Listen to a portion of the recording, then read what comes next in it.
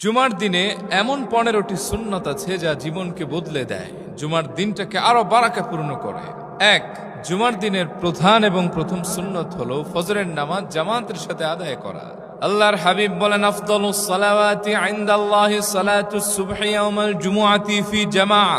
রব্বুল আলামিনের নিকট সবচাইতে দামি উত্তম নামাজ বা সালাত হলো জুমার দিন ফজরের নামাজ জামাতের সাথে আদায় করা। তবেই হোক, জুমার দিন ফজরের নামাজ জামাতে আদায় করতে হবে। হেলা এটাকে কাটিয়ে দেয়া যাবে না, পাশ কাটিয়ে চললে হবে না। আল্লাহ তাআলা এই সালাতের ভেতরে বরকত রেখেছেন। 2 নম্বর সুন্নাত হলো ইমাম সাহেবদের জন্য ফজরের প্রথম রাকাতে ফরজ সালাতে আল্লাহর হাবিব হামিমাস সাজদা তেলাওয়াত করতেন। দ্বিতীয় রাকাতে হাল আতা আলাল ইনসানি হাইনুম মিনাদ দাহর, এই সূরাটা পড়তেন, সূরা দাহর। 3 নম্বর জুমার দিনের গুরুত্বপূর্ণ সুন্নাত হলো সূরা কাহফ তেলাওয়াত করা। আল্লাহর হাবিব বলেন, মান ক্বারাআ সূরাতাল কাহফি ফি ইয়াউমিল জুমআ আদাআ লাহুন নূরু মা বাইনাল জুমআতাইন।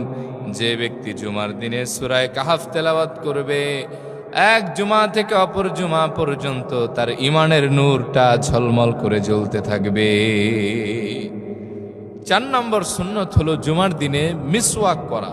আল্লাহর হাবিব বলেন, আলাইকুম বিসওয়াক, তোমাদের কাছে আমি আমার গুরুত্বপূর্ণ সুন্নাত মিসওয়াককে রেখে যাচ্ছি। ভিন্ন বর্ণনায় আছে আল্লাহর হাবিব বলেন, লাউলা আন আশুক্কা আলা উম্মতি লাআমারতুহুম বিসওয়াক ইনদা কুল্লি সালাত ওয়া ফি রিওয়ায়া ইনদা কুল্লি ওযু। যদি আমি আমার উম্মতের জন্য কষ্টসাধ্য বিষয় মনে না করতাম, প্রত্যেক নামাজের আগে অথবা প্রত্যেক ওযুর আগে মিসওয়াক করাকে বাধ্যতামূলক করে দিতাম। এই মিসওয়াক করবেন, মিসওয়াক করলে জবান পবিত্র হয়, জবানে আল্লাহ তাআলা নূর ঢেলে দেন। 5 নম্বর গুরুত্বপূর্ণ জুমার দিনের সুন্নাত হলো গোসল করা। আল্লাহর হাবিব বলেন, গুসলু ইয়াউমিল জুমআতি ওয়াজিবুন আলা কুল্লি মুহতালিম। প্রত্যেক প্রাপ্ত বয়স্কের উপরে জুমার দিনে ওজর ছাড়া গোসল করা হলো ওয়াজিব, অত্যাবশ্যক। ভিন্ন বর্ণনায় আল্লাহর হাবিব বলেন, ইযা জাআ আহাদুকুমুল জুমআ ফালিয়াগতাসিল। তোমাদের কেউ যদি জুমার দিনে জুমার নামাজে অংশগ্রহণ করতে চায়, সেই ব্যক্তি যেন অবশ্যই গোসল করে। সাইয়েদনা ওমর রাদিয়াল্লাহু আনহু ওয়া আরদাহ, তিনি একবার খুতবা দিচ্ছিলেন, কোন একজন আগন্তুক ব্যক্তি এসে বসলেন। সাইয়েদনা ওমর বললেন, তুমি কি গোসল করেছো? তিনি বললেন, না। তিনি বললেন, যাও তোমার গাথুলি রাখো, এরপরে পরিপূর্ণভাবে ফ্রেশ হয়ে আবার মসজিদে এসে বসো। সুবহানাল্লাহ। 6 নম্বর গুরুত্বপূর্ণ সুন্নাত হলো তেল ব্যবহার করা। জুমার দিন অবশ্যই তেল ব্যবহার করবেন, সরিষা হোক আর জাইতুন হোক আর নারিকেল তেল হোক, যেই তেলটা আপনার ঘরের ভেতরে আছে সেটাই ব্যবহার করেন। 7 নম্বর সুন্নাত হলো জুমার দিনে সুগন্ধি ব্যবহার করা। আল্লাহর হাবিব বলেন, হুব্বিবা ইলাইয়ান নিসাউ ওয়াত-তাইয়িব ওয়া জুইলাত কুররাতু আইনি ফিস সালাত। রব্বুল আলামিন আমার কাছে সুগন্ধিকে আর আমার স্ত্রীদেরকে প্রিয় করে তুলেছেন, আর আমি রাসূলের প্রশান্তি, হৃদয়ের শীতলতা, চোখের শীতলতা আল্লাহ নামাজের ভেতরে রেখে দিয়েছেন।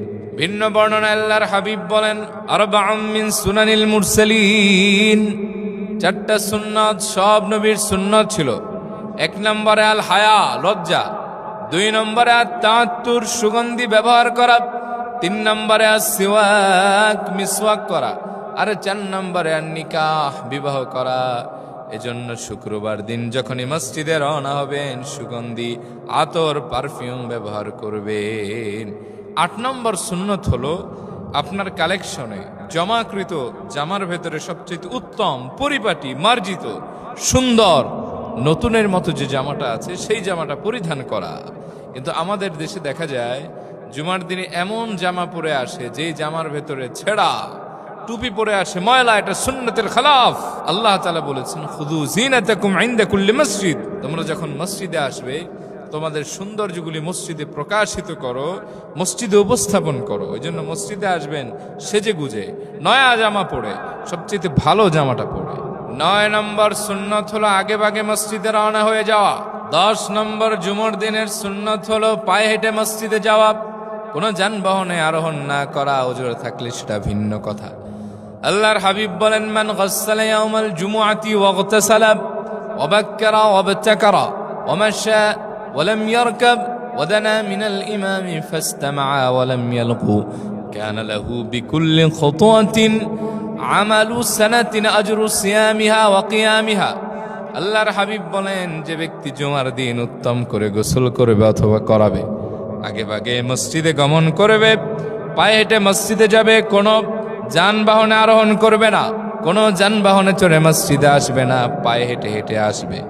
এরপরে ইমাম সাহেবের কাছাকাছি বসবে, খুতবাটা মনোযোগ দিয়ে শুনবে, কোনো কথা বলবে না, অনর্থক কোনো কথা বা কাজের সাথে জড়াবে না।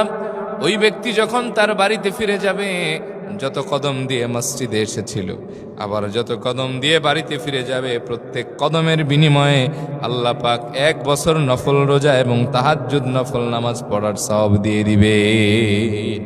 এজন্য জুমার দিন পায়ে হেঁটে মসজিদে আসবেন। উজুর থাকলে সেটা ভিন্ন কথা। 11 নম্বর সুন্নত হলো মসজিদে ঢুকেই 2 রাকাত সালাত আদায় করা।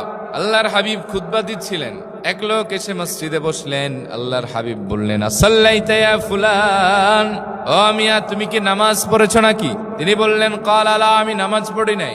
আল্লাহর হাবিব বললেন, ক্বালা কুম ফারকা রাকাতাইন, দাঁড়াও আর 2 রাকাত নামাজ পড়ো। এটা হলো তাহিয়াতুল মসজিদ। যখনই মসজিদে যাবেন জুমার দিনে, আগে 2 রাকাত নামাজ পড়ে তারপরে বসবেন। 12 নম্বর সুন্নত হলো ইমাম সাহেবের কাছাকাছি বসা। যতটুকুন পারেন কাছাকাছি বসবেন, দূরে না।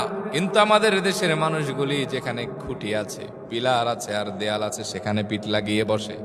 সামনের জায়গাগুলি ফাঁকা থাকে আর আরেকজন মাঝখান থেকে ঢুকে যায়। এটা করবেন না। জুমার দিনে ইমাম সাহেবের কাছাকাছি বসবেন।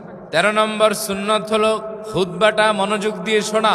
আল্লাহর হাবিব বলেছেন, খুতবাটা এমন ভাবে শোনো, তোমার কাছের মানুষ যদি কথাও বলে তাহলে তুমি তাকে বাধাও দিও না। যদি বাধা দাও ফাকাদ লাগাও, তাহলে তুমিও একটা অনর্থক কাজ করবে। আপনার পাশে কেউ ক্রাউড করছে, কেউ কথা বলছে, চিল্লাচিল্লি করছে, আপনি বাধা দিবেন না, আপনি খুতবা শোনেন। এটাই খুতবার আদব। 14 নম্বর সুন্নাত হলো জুমার দিনে বেশি বেশি দোয়া করা। আল্লাহর হাবিব বলেছেন, জুমার দিনে দোয়া করলে সেটা কবুল হয়ে যায়। জুমার দিনে এমন 2টি সময় আছে, এই 2 সময় যদি দোয়া করেন 100% কবুল গ্যারান্টি আছে। সেই বুখারীর বর্ণনা, আল্লাহর হাবিব বলেন, ফিল জুমআতি সাআতুন লা ইউয়াফিকুহা মুসলিমুন ওয়া হুয়া কাঈমুন ইউসাল্লি ইয়াসআলু খায়রান ইল্লা আ'তা। নিশ্চয় জুমার দিনে এমন একটা টাইম আছে, এমন একটা মুহূর্ত আছে, এমন একটা সময় আছে, ওই সময় যদি কোনো মুসলিম বান্দা দাঁড়িয়ে সালাত আদায় করে, এরপরে আল্লাহর কাছে দোয়া করে, বৈধ কোনো প্রার্থনা করে, নেক তামান্না করে, ইল্লা আ'তা, অবশ্যই আল্লাহ পাক সেই দোয়া কবুল করে বান্দা যা চায় তা তাকে দিয়ে দেন। সুবহানাল্লাহ।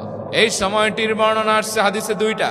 ইমাম মুসলিম হাদিস এনেছেন, হিয়ামা বাইনা আইয়াজলিসাল ইমামু ইলা আন তুকদাস সালাত।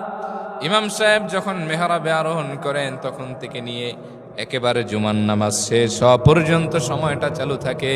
যে দোয়া করবেন সেটাই কবুল হয়ে যাবে। 2 নম্বর সময়টার ব্যাপারে ইমাম আবু দাউদ হাদিস এনেছেন, ফালতামিসুহা আখিরাস সাআতিন বাদাল আসর। আল্লাহর হাবিব বলেছেন, তোমরা জুমার দিন আসরের নামাজের পরে এই সময়টা তালাশ করো।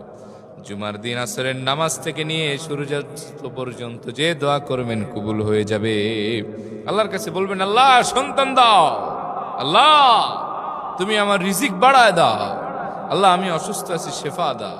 যে দোয়া করবেন কবুল হয়ে যাবে। 15 নম্বর সুন্নাত হলো জুমার দিনে আল্লাহর হাবিবের প্রতি বেশি বেশি দরুদ ও সালাম পেশ করা। আল্লাহর হাবিব বলেছেন, তোমরা জুমার দিন এবং জুমার রাতে বেশি বেশি আমার উপর দরুদ ও সালাম পেশ করো। ফাইন্না সালাতাকুম মা'রুদাতুন আলাইয়া, কেননা তোমাদের সালাত ও সালামগুলি আমার কাছে পৌঁছে দেয়া হয়। এজন্য এই 15টা সুন্নাত আমরা পালন করব আর প্রার্থনা করব, আল্লাহ জুমার দিনে মৃত্যু দেন। আল্লাহর হাবিব বলেছেন, মা মিন মুসলিমিন ইয়ামুতু ইয়াউমাল জুমআতি আও লাইলাতাল জুমআতি ইল্লা ওয়াকাহু আল্লাহু ফিতনাতাল কবর।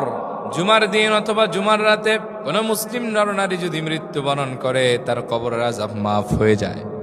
এজন্য যখন দোয়া করবেন, দোয়ার ভেতরে একটা অংশ অ্যাড করে নেবেন, ও আরশের মালিক আল্লাহ, তুমি আমার জুমার দিনে মওত দাও, জুমার রাতে মওত দাও, আরাফার দিনে মওত দাও। তুমি আমারে ভালো রমাদানে কোন একটা ভালো সময় আমারে মওত দাও, সিজদায়ে মওত